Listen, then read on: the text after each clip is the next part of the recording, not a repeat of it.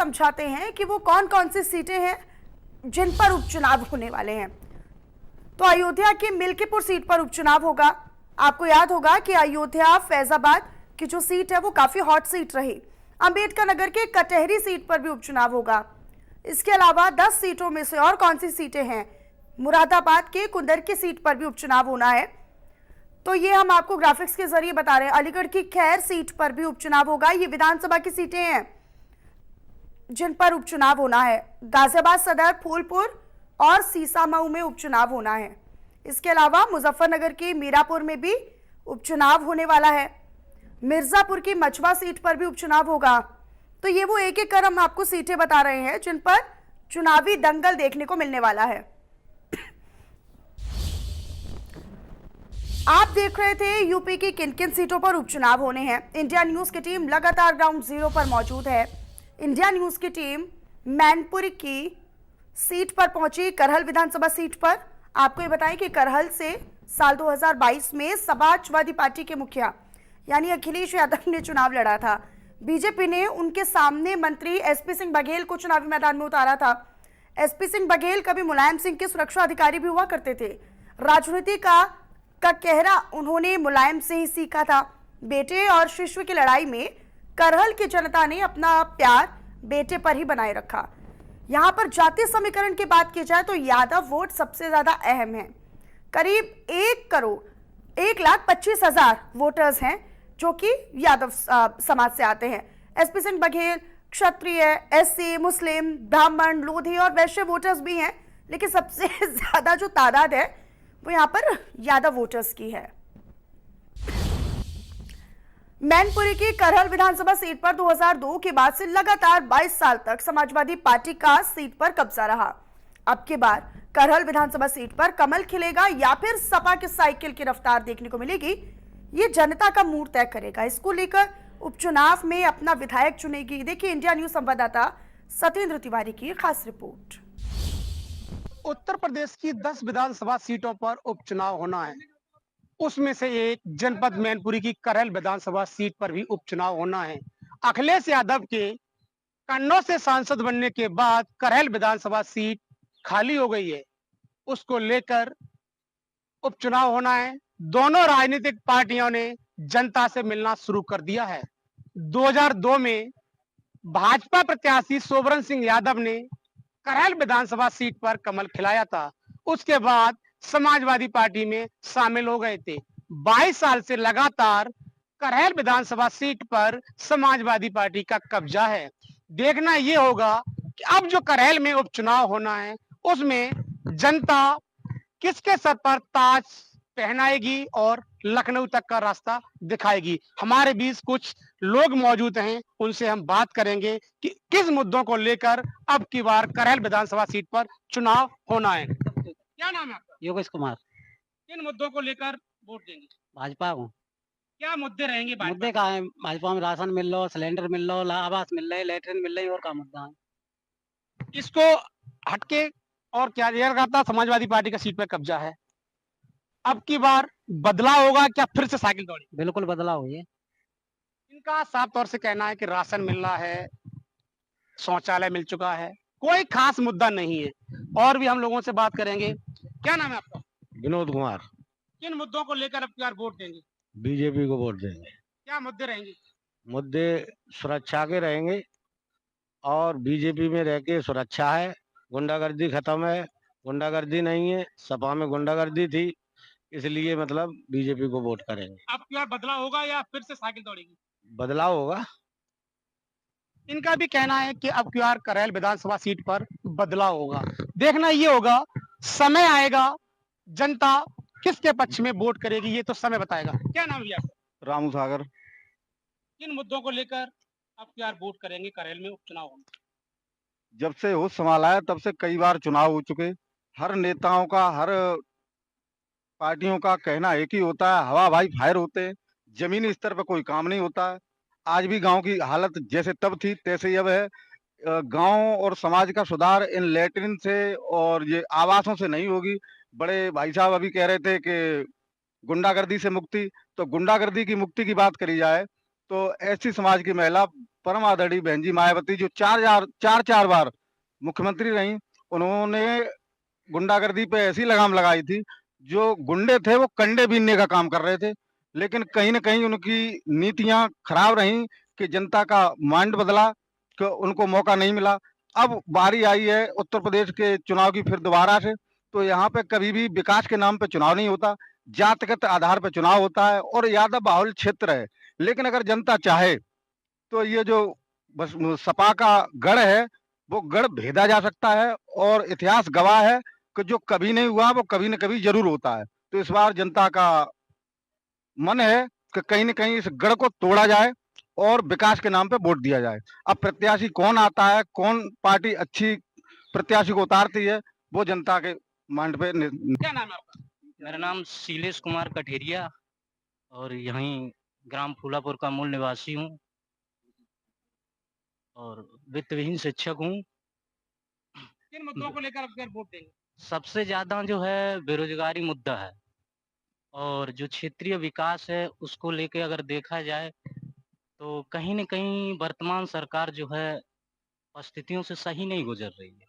गाँव में ही देखा जाए तमाम स्कूली बच्चे, शिक्षा से संबंधित बच्चे कहीं भी जाओ आप चौराहे से लेके सड़कों तक तमाम तरीके की जो है समस्याएँ आ रही हैं। आप देख सकते हैं। सही बात भैया अभी बोल रहे थे गुंडागर्दी वाली बात। तो सर गुंडागर्दी देखो किसी एक ने नहीं की। भाई तमंचा यदि हमने गुस्सा है, यदि यादव ने गुस्सा है, तो तमंचा फिर जाट व पंडित और धानुक ने भी गुस्सा है। हकीकत बात ही है। ठीक है, किराया अगर हम नहीं देते थे गुंडागर्दी पे क्या अंकुश बस लगा है भाजपा पार्टी में? नहीं अंकुश लगा है, अच्छी बात है। लेकिन जो लोग जैसे सत्ता पक्ष होता है सर, सत्ता पक्ष में जिसकी सत्ता होती है वो गुंडागर्दी करता है। कोई दूध का धुला नहीं। हमारी आ जाए हम गुंडागर्दी करेंगे। किन मुद्दों को हाँ, लेकर करहल विधानसभा मैं सीट पर सिर्फ चुनाव होगा? बेरोजगारी मुद्दा लेके चलता हूँ। बेरोजगारी ज्यादा है। बिल्कुल से। बेरोजगारी खत्म आप होनी एक चाहिए। एक बात बताइए, इतने गाँव में कम से कम 6-7, इसी गाँव में कम से कम 15 दिव्यांग जो है जन है इसमें। इसी गाँव में 15, एक का बताइए आप किसी का आवास बनवाया हो, किसी को आपने शौचालय दिया हो? हैं? इस चीज के लिए आपने उच्च अधिकारियों से मांग की, नहीं सभी के किए सामूहिक करते हैं, वैसे क्या नाम सोशल मीडिया पे की है। लेकिन कोई हुँ, जन सुनवाई नहीं कोई नहीं, कुछ नहीं। बताइए ना, आप बताइए, आप मान लीजिए और भी लोग बताएँ, इस बदी 15 दिव्यांग हैं। और हमारे साथ कुछ और भी लोग मौजूद हैं, उनकी भी हम राय ले लेंगे। किन मुद्दों को लेकर, क्या नाम है आपका? प्रदीप कुमार। किन मुद्दों को लेकर आपको वोट करना है? वो तो शासन चल रहा है, शासन है, बढ़िया शासन चल रहा है। अभी भाई साहब कह रहे थे बेरोजगारी आ गई। पहले ये लेखपाल थे क्या? इससे पहले जब भाजपा की सरकार नहीं थी, उससे पहले क्या लेखपाल थे सभी लोग या प्रोफेसर थे? तब भी बेरोजगारी थी, अब भी बेरोजगारी है। बेरोजगारी का मुद्दा नहीं है, मुद्दा और होते हैं, बहुत से मुद्दे होते हैं। बेरोजगारी पहले क्या सरकार ने सबको नौकरी दे रखी थी, जैसे सपा की थी शायद। करीब 57 साल हो गई आजाद हुए देश, उससे उससे पहले सरकार ही चल रही सब। लोगों का कहना है कि तानाशाही सरकार है। नहीं कुछ नहीं है, ये तो बातें हैं, अपनी अपनी पार्टी की अपनी अपनी पक्ष रखते हैं लोग बाग। कोई कहता है तानाशाही है, कोई कुछ कहता है, वो तो अपना अपना मत है। उनका मत है भाई, उन्हें तानाशाही लग रही हो। अब की बार करहल विधानसभा सीट पर बदला होगा या फिर से साइकिल दौड़ी? बदला होगा, बिल्कुल बदला होगा। 22 साल पहले भी हुआ था, गढ़ था, गढ़ को तो कानपुर कन्नौज भी गढ़ था, रामपुर भी गढ़ था, गढ़ को गड्ढा कर दिया। वो तो बदलाव होता रहता है, ये तो पब्लिक का रुझान है भाई, किधर को मुड़ जाए। बदलाव होगा, अवश्य होगा, बदलाव में कोई कमी नहीं होगी, बदलाव होगा। इनका भी साफ तौर से कहना है कि अब की बार बदलाव होगा। समय तय करेगा किन मुद्दों को लेकर जनता वोट देगी। तो किसी का बेरोजगारी मुद्दा है, किसी की सुरक्षा को लेकर बात कर रहे हैं। हमारे साथ एक भाई और मौजूद है, हम उनसे बात करेंगे। क्या नाम है आपका? मनोज कुमार जी। किन मुद्दों को लेकर वोट करेंगे करहल में उपचुनाव में? करहल में जो उपचुनाव होना है, सबसे बड़ा मुद्दा है जो सुरक्षा है। आज बीजेपी दे रखी है, क्योंकि जो बहन बेटियों की इज्जत सरेआम लुट रही थी।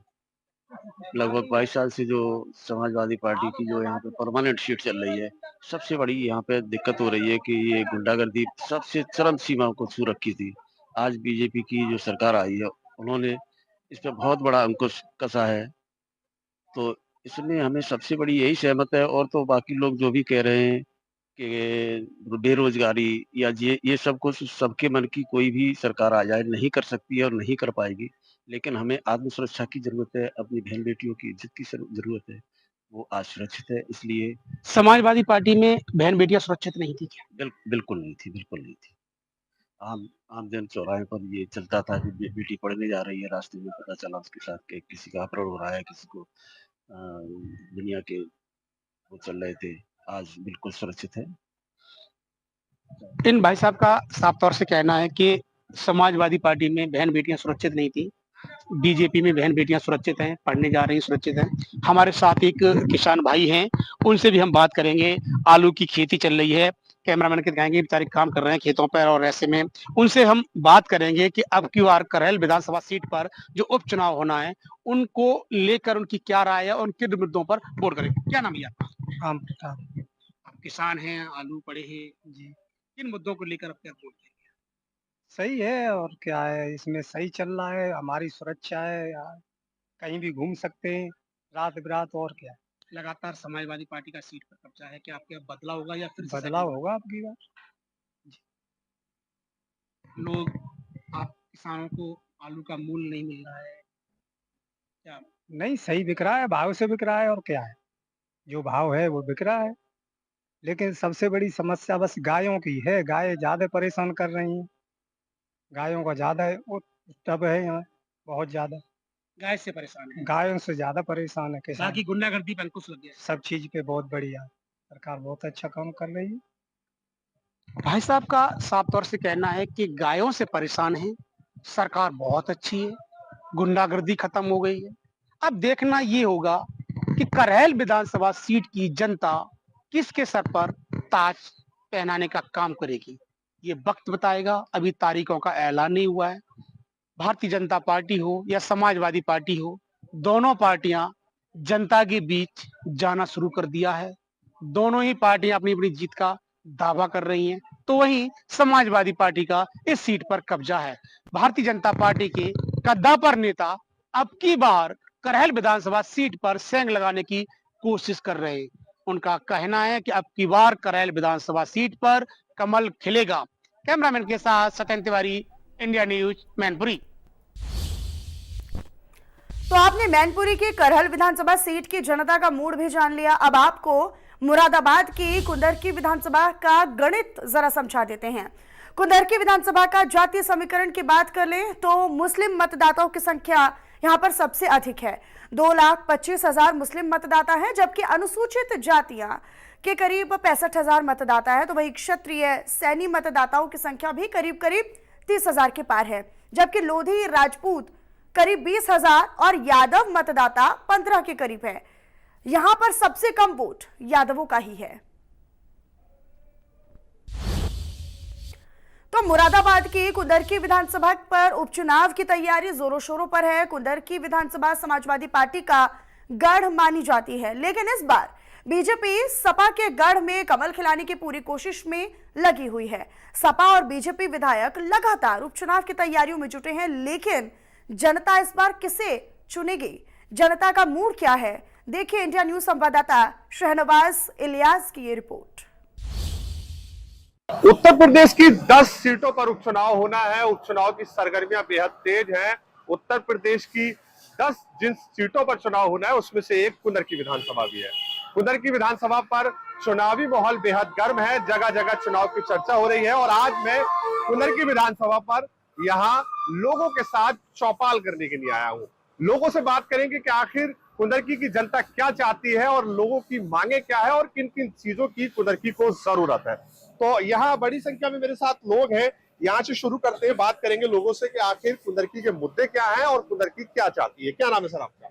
आसिफ पाशा एडवोकेट। आसिफ भाई, ये बताइए जो कुंदरकी के जो मुद्दे हैं वो क्या क्या मुद्दे हैं और कुंदरकी को किस चीजों की जरूरत है? देखिए, कुंदरकी में पिछले 10 सालों में विकास का कोई काम नहीं हुआ है। पिछले 7-8 सालों की सरकार में बीजेपी की सड़कें यहाँ टूटी हुई हैं। यहाँ के लोगों को कोई राजकीय डिग्री कॉलेज, कोई सरकारी बड़ा अस्पताल, ये सब चीज़ें नहीं मैसर हुई हैं। यहाँ एक रेलवे स्टेशन है, आज तक उस पर भी कोई एक्सप्रेस ट्रेन नहीं रुकती। तो कुंदरकी विकास की दृष्टि से हर तरह से पिछड़ा हुआ है और सरकार ने बिल्कुल लावारिस छोड़ दिया है।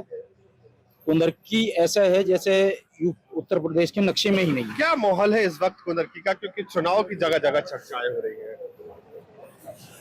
देखिए शाहनवाज भाई, इस वक्त जो है कुंदरकी का वोटर ये मन बनाए बैठा है कि जो भी विकास की बात करेगा, जो यहाँ के डेवलपमेंट की बात करेगा, जो शिक्षा की बात करेगा, जो रोजगार की बात करेगा, उसके साथ यहाँ का वोटर जाएगा, कुंदरकी की जनता जाएगी। किसान यूनियन भी लगातार यहाँ धरने प्रदर्शन करते हुए देखी जाती है, उसके भी कुछ लोग मेरे साथ हैं, बात करेंगे उनसे। क्या नाम है सर आपका? सर मेरा नाम राघव चौधरी है। मैं भारतीय किसान यूनियन का एक छोटा सा पदाधिकारी कार्यकर्ता हूँ। सबसे पहले मैं तमाम देशवासियों को आज के बापू गांधी जी को की जयंती और लाल बहादुर शास्त्री जी की जयंती पर मैं सबको शुभकामनाएं अर्पित करता हूँ। राघव भाई, विधानसभा उपचुनाव होना है कुंदरकी विधानसभा, क्या क्या मुद्दे हैं यहाँ के और क्या मांगे आप? मुद्दे ये है, हम तो ये कहेंगे कि जो भी यहाँ विधायक चुना जाए, जैसे उपचुनाव चल रहा है, तो जैसे कि किसानों के साथ इस समय गन्ने पर बहुत बड़ा रोग आ हुआ, जैसे लाल रोग से तमाम गन्ने का नुकसान किसानों को हो रहा है। साथ ही साथ अभी धान की फसल चल रही है, धान की फसल पे भी एक रोग लगा है जिससे तमाम किसानों को बहुत ज्यादा लॉस इसका हुआ। तो मैं समझता हूँ ऐसा कोई विधायक बना जाए जो हमारे किसानों की बात भी अपनी विधानसभा में जाकर उठा सके।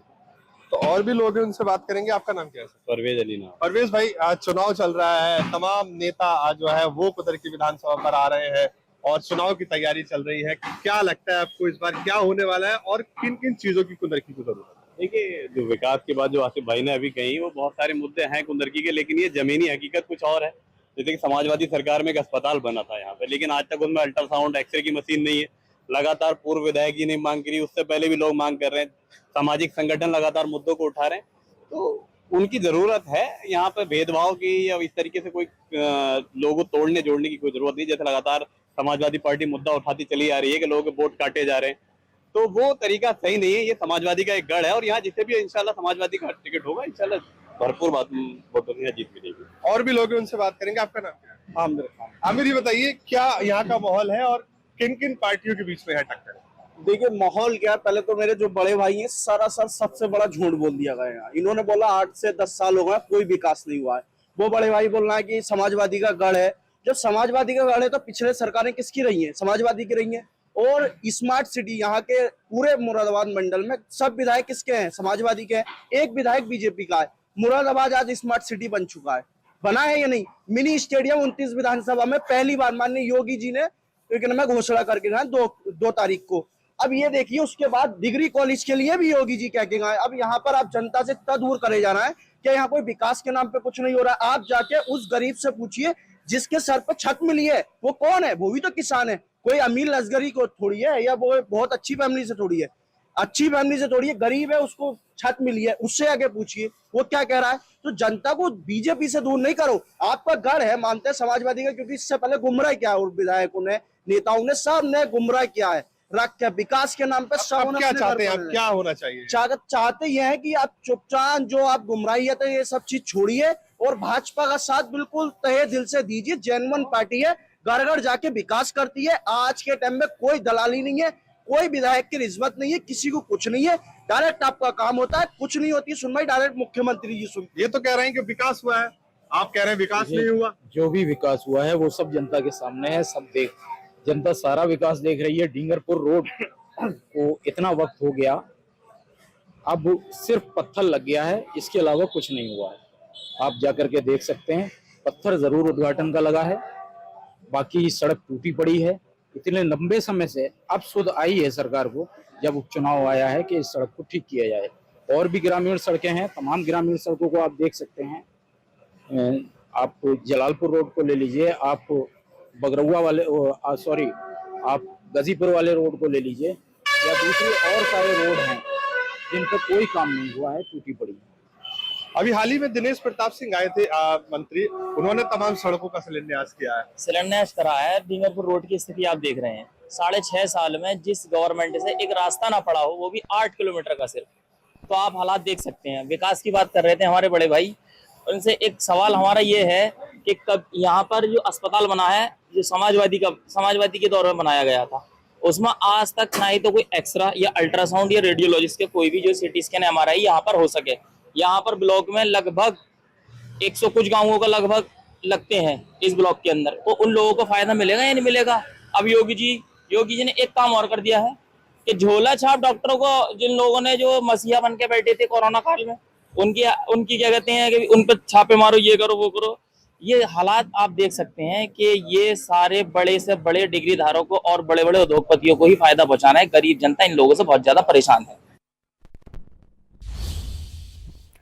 चलिए फिलहाल इस रिपोर्ट के साथ इस खास पेशकश में भी इतना ही। बाकी तमाम खबरों के लिए आप बने रहिएगा हमारे साथ। नमस्कार।